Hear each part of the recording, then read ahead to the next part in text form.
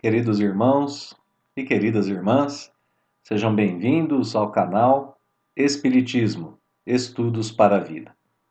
Esse é mais um vídeo da nossa série de estudos sobre o Evangelho segundo o Espiritismo. Nós continuamos estudando o capítulo 15 da obra, que tem o título Fora da Caridade não há salvação. Nós agora vamos estudar o último item deste capítulo 15, que compartilha do título com o capítulo, ou seja, o título desse item é justamente Fora da Caridade não há salvação.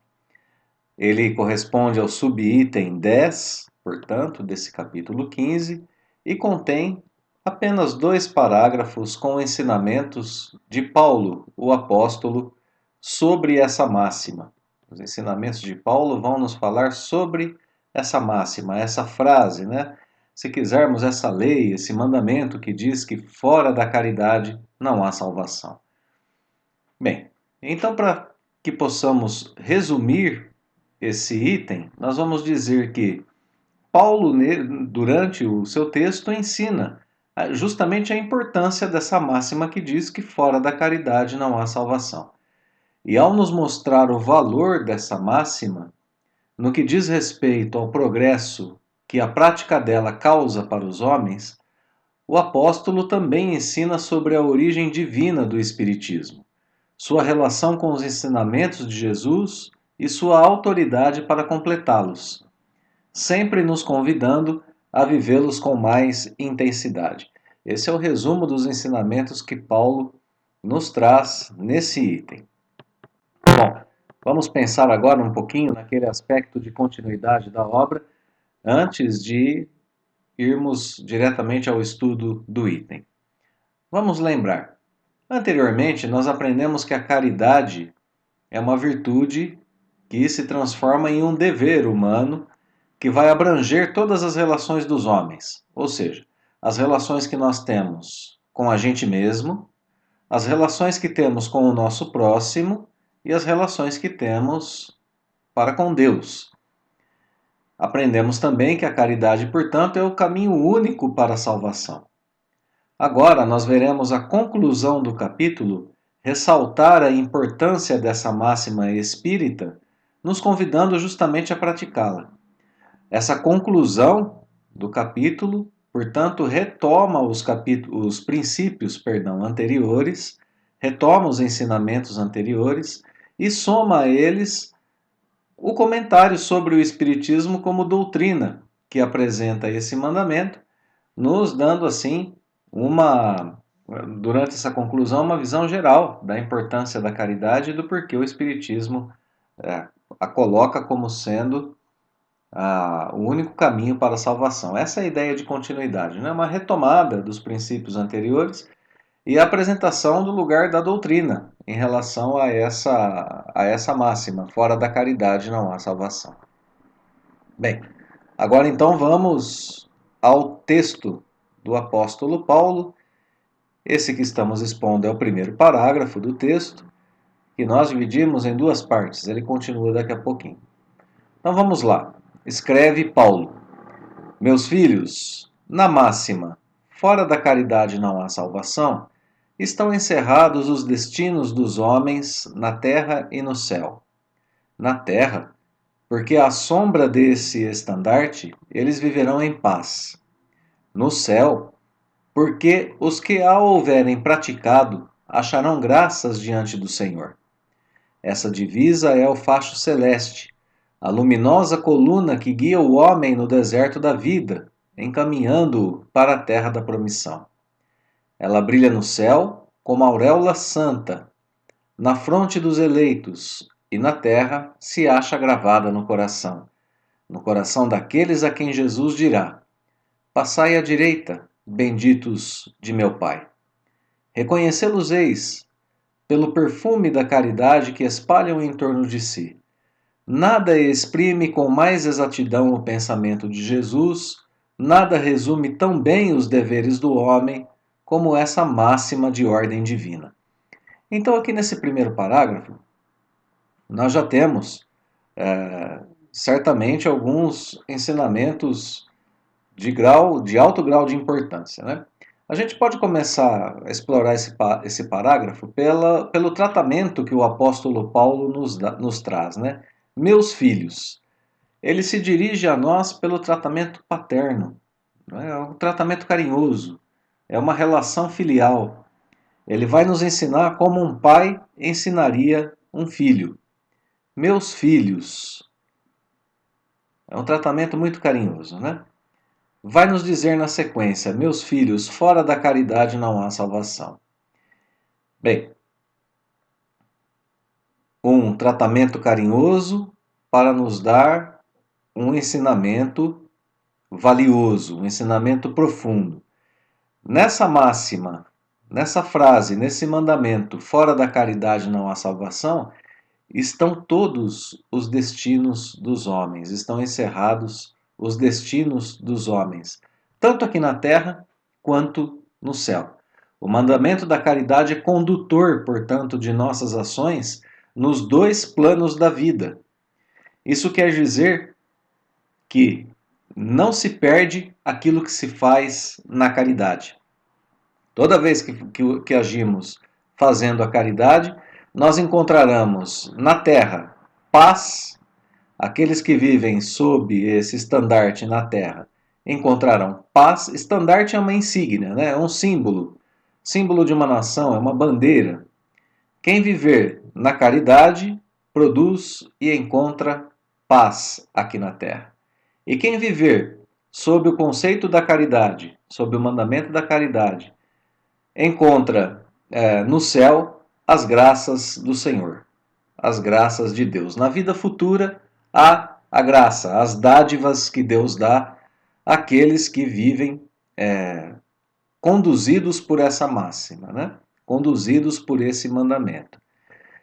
Ele diz ainda que essa divisa, esse mandamento, né?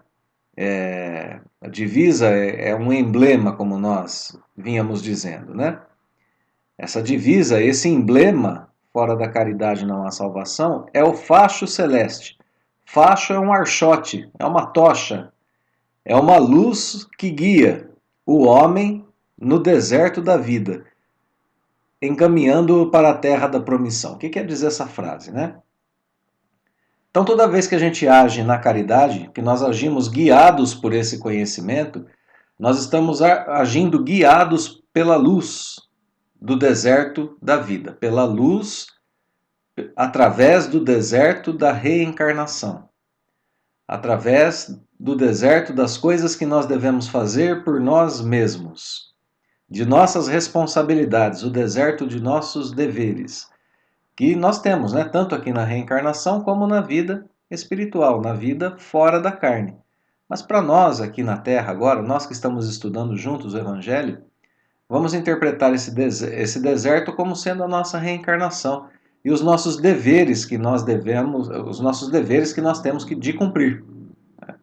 Então, essa é a luz que nos guia, essa é a tocha que ilumina o nosso caminho. Esse é o nosso emblema principal. É isso que Paulo está querendo dizer quando ele coloca essa frase, né? Que nos encaminhando para a terra da promissão. A terra prometida, né, para o povo hebreu. A terra em que eles viveriam, a terra na qual eles viveriam as graças de Deus. As benesses, né, de estarem sob a proteção de Deus. A terra prometida para nós, espíritas, é o encontro com nossa perfeição, o encontro com nossa felicidade, vivendo em plena comunhão com as leis de Deus. Essa é a nossa terra da promissão. Já vamos começar a encontrá-la aqui na terra, né? Viveremos em paz na terra e no céu encontraremos as dádivas de Deus. Frase seguinte: esse emblema, né? Essa divisa, fora da caridade não há salvação, essa frase, essa máxima, brilha no céu como auréola santa na fronte dos eleitos. E na terra está no coração daqueles que são escolhidos por Jesus. A auréola, como a gente lembra, né, é aquele círculo dourado sobre a cabeça de Jesus, principalmente, que eram retratados, que era retratada por pintores, né, que colocavam essa auréola, esse círculo dourado sobre a cabeça de Jesus. Ela é um símbolo de esplendor e de pureza. Portanto, na vida celestial, ela indica nossa pureza, e na terra é aquilo que dirige as nossas ações por estar gravada em nossos corações. É uma linguagem simbólica que Paulo usa, né? Ele vai dizer que aquele que foi guiado pela caridade tem em si um brilho no céu, como se fosse uma auréola que santifica, né? É esse o efeito da caridade para a gente quando passamos dessa vida para outra. A gente fez a caridade aqui, lembramos, né? Nada se perde quando fazemos a caridade. Então, no céu, ela é para nós um atestado, ela é para nós um símbolo de pureza, que estará na fronte daqueles que a praticaram. Na terra, a caridade está gravada no coração daqueles que Jesus escolhe como seus eleitos. Por que isso acontece? Porque essa pessoa, como tem a caridade no seu coração, tem esse emblema, essa divisa, né? Essa frase, esse mandamento em seu coração, ela é guiada, ela guia suas ações por essa máxima. Por fora da caridade não há salvação. Fazendo todo o bem que está ao seu alcance. Então são essas as condições que separam os caridosos dos demais. Passai à direita, benditos de meu Pai. Os que fazem a caridade e os que não fazem a caridade, né? Passai à direita. Esses são os eleitos de Jesus.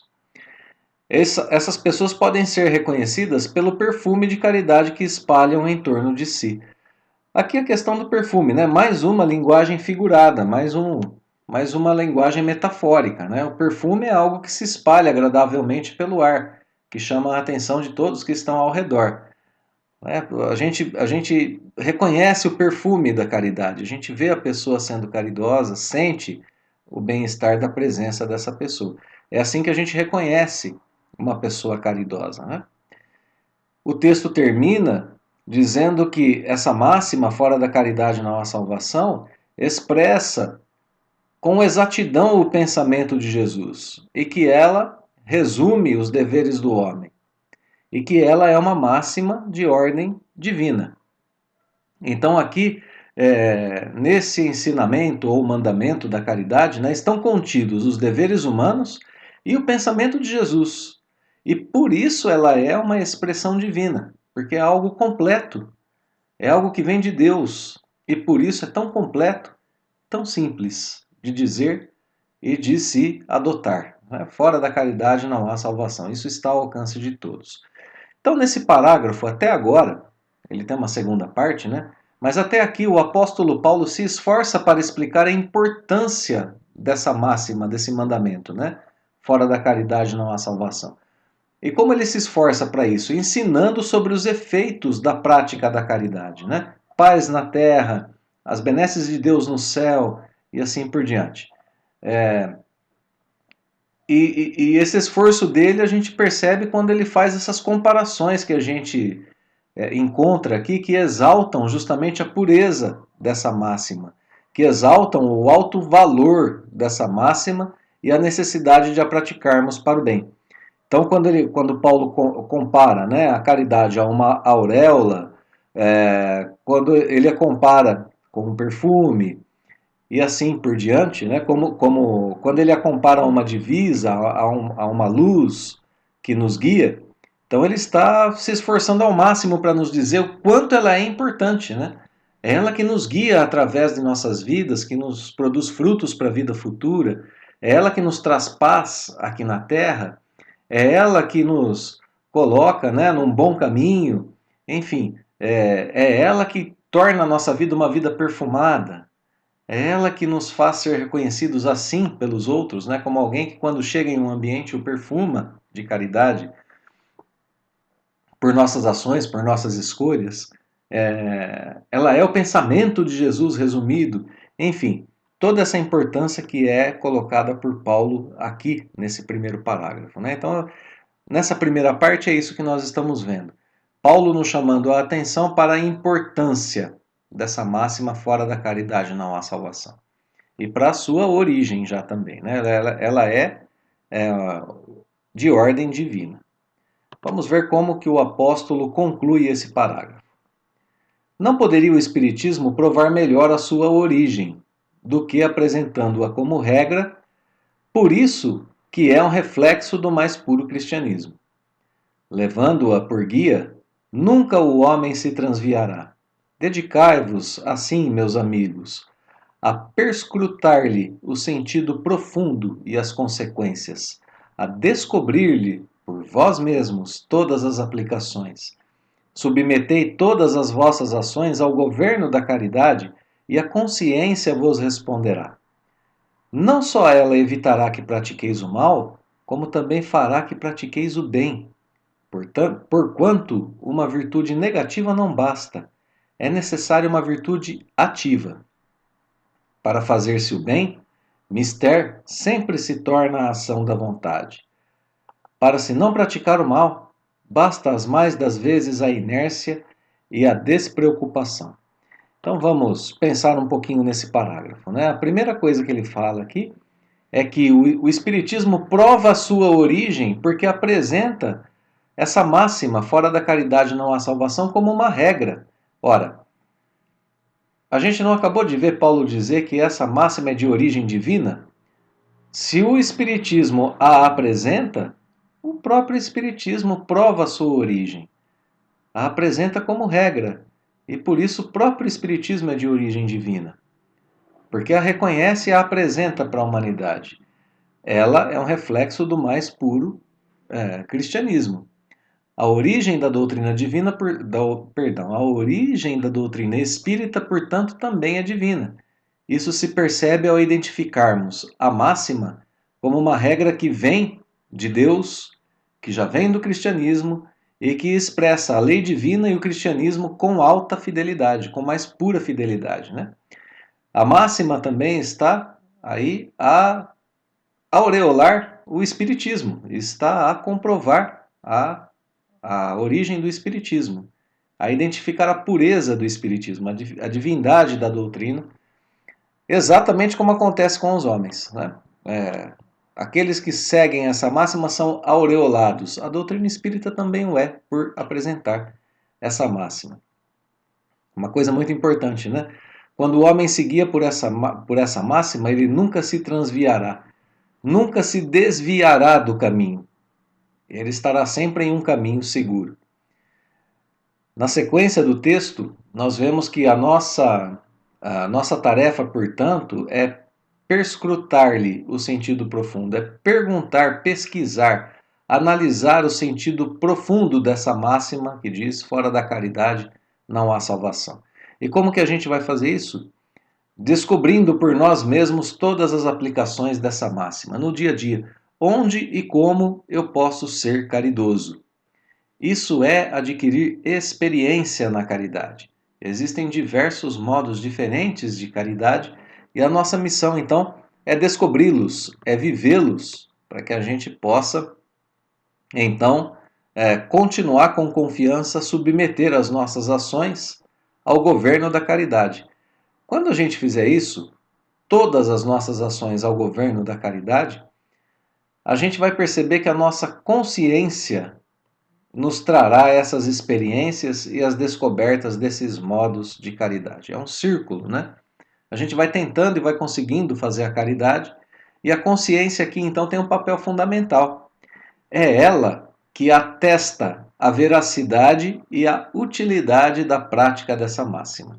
É ela que vai dizer: olha, isso é verdadeiro. Fazendo a caridade eu tenho paz. Fazendo a caridade eu progrido. As pessoas percebem que eu sou uma boa pessoa, eu exalo perfume por onde ando, né? Como dizia Paulo um pouquinho anteriormente aqui nesse mesmo parágrafo. Então, a caridade vai tomando conta de nossas vidas de modo a nos proteger, porque ela vai evitar que a gente faça o mal e vai nos levar a praticar o bem. Não basta estarmos inertes, né? Mister sempre se torna a ação da vontade para que isso aconteça, né? Para fazer-se o bem, mister sempre se torna a ação da vontade. Essa palavra mister significa necessário. Então, para que a gente faça o bem, é necessário que a gente tenha vontade de fazer o bem. Querer fazer o bem é necessário. A inércia, estarmos parados, nos leva à prática do mal. Não basta estarmos parados, nós temos que procurar fazer o bem. Então, esse parágrafo é concluído com essa identificação da origem do Espiritismo, por causa da máxima que ele expressa, por causa de fora da caridade não há salvação, e com o convite à prática e à descoberta da caridade em suas diversas formas, para vivenciarmos seus efeitos. Aqui, de modo sutil, né, o parágrafo ainda responde a uma pergunta que poderia surgir, né? Qual seria a autoridade do Espiritismo para nos ensinar sobre a caridade? Que autoridade o Espiritismo tem para falar para a gente sobre caridade? Jesus já tinha falado, né? Então a autoridade da doutrina está aqui. O Espiritismo pode nos falar sobre a caridade porque ele também é de origem divina, terceira revelação divina para a humanidade. Vamos então ao último parágrafo, o segundo e último parágrafo da instrução de Paulo. Meus amigos, agradecei a Deus o haver permitido que pudesseis gozar a luz do Espiritismo. Não é que somente os que a possuem hajam de ser salvos. É que, ajudando-vos a compreender os ensinos do Cristo, ela vos faz melhores cristãos. Esforçai-vos, pois, para que os vossos irmãos, observando-vos, sejam conduzidos a reconhecer que o verdadeiro espírita e o verdadeiro cristão são uma só e a mesma coisa, dado que todos quantos praticam a caridade são discípulos de Jesus, sem embargo da seita a que pertençam. Paulo, o Apóstolo, Paris, 1860. Então, aqui no último parágrafo, ele muda o tratamento, né? Anteriormente ele havia nos chamado de filhos, agora ele se dirige a nós como sendo amigos, aqueles que vão procurar os caminhos da caridade. Nos orienta a termos gratidão a Deus por essa luz, por essa doutrina que nos guia pelos caminhos da caridade. Por que isso, né? Não é que o Espiritismo seja o caminho da salvação, único para a humanidade. É que ele nos ensina a compreender os ensinos de Jesus e por isso nos torna cristãos melhores, justamente por explicar aquilo que Jesus ainda não podia ter ensinado, aquilo que ainda não havíamos compreendido sobre Jesus e sobre alguns de seus ensinamentos. No caso aqui, aprofundando os nossos conhecimentos sobre a caridade, né? Mais um efeito, quando as pessoas nos observam na prática da caridade, nós estamos sendo guiados pela doutrina espírita, que nos transforma em exemplos para os demais.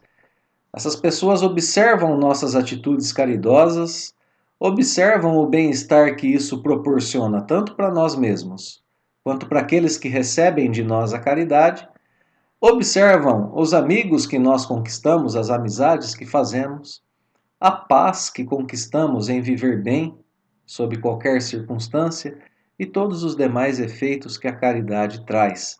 E então, eles também são induzidos a reconhecer que o verdadeiro espírita e o verdadeiro cristão são uma só e a mesma coisa, e que fazer a caridade faz bem. Todos que praticam a caridade são discípulos de Jesus, e isso não depende, de forma alguma, da seita que essas pessoas venham a seguir.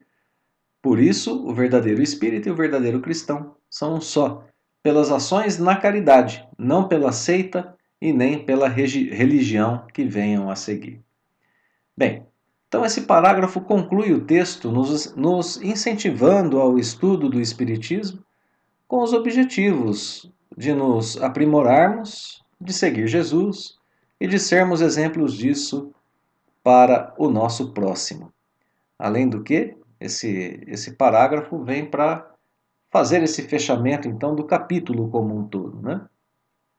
Nos lembrando sempre dos nossos deveres e das nossas possibilidades aí nas ações caridosas que todos nós podemos desenvolver no nosso dia a dia.